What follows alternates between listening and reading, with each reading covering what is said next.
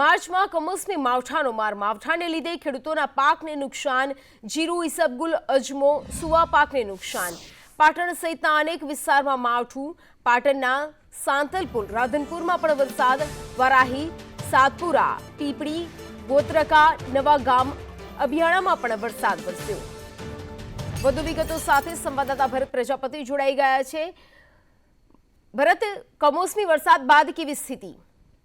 ચોક્કસથી ગાયત્રી, પાટણ જિલ્લા પર ખેડૂતો ઉપર જાણે કે અણધારી આફત આવી હોય એ રીતની સમગ્ર જિલ્લાની અંદર અત્યારે વરસાદી માહોલ છે ને રાધનપુર, સાંતલપુર, પાટણ સહિતના જે પંથકો છે ત્યાં આગળ અત્યારે કાળા ડિમાંગ સાથે વાદળો સાથે વરસાદ વરસી રહ્યો છે અને આ વરસાદ ખેડૂતોના મોઢે આવેલો જે કોળિયો છે તે છીનવાયો હોય એ રીતના દ્રશ્યો સમગ્ર જિલ્લાની અંદર જોવા મળી રહ્યા છે. સૌથી મહત્વની બાબત છે કે પેટે પાટા બાંધી ખેડૂતોએ જે વાવેતર કર્યું હતું આ તમામ પાક હવે તૈયાર થઈ ગયો હતો ને માત્ર લણવાની સમય આવ્યો હતો ને તેવા સમયે જે રીતે કમોસમી વરસાદ આવ્યો હતો તેની અંદર એરંડા, જીરું, ઈસબગુલ, રાયડું સૌથી મહત્વનો પાક છે જે જીરું છે તે મોંઘા ભાવના બિયારણ ખેર ખાતર કરીને ખેડૂતોએ વાવેતર કર્યું હતું. હવે પાક તૈયાર થયો તો ક્યાંક ખેડૂતોના ખેતરોમાં પાક વાઢેલો તૈયાર પડ્યો તો આ તમામ પાક અત્યારે વરસાદી પાણી ફરી વળતા એટલે કે ખેડૂતોના ખેતરો ઉપર જે વરસાદી પાણી પડ્યું છે તેને લઈને ખેડૂતો મોઢામાં આવેલો કોળિયો અત્યારે છીનવાયો એ રીતના દ્રશ્યો સમગ્ર જિલ્લાની અંદર જોવા મળી રહ્યો છે. એટલે કહી શકાય કે જે રીતે એક બાદ એક કમોસમી માવઠાનો માર ખેડૂતો સહન કર્યા બાદ ફરી પેટે પાટા બાંધી જે વાવેતર કર્યું હતું આ વાવેતર પર ફરી એક વખત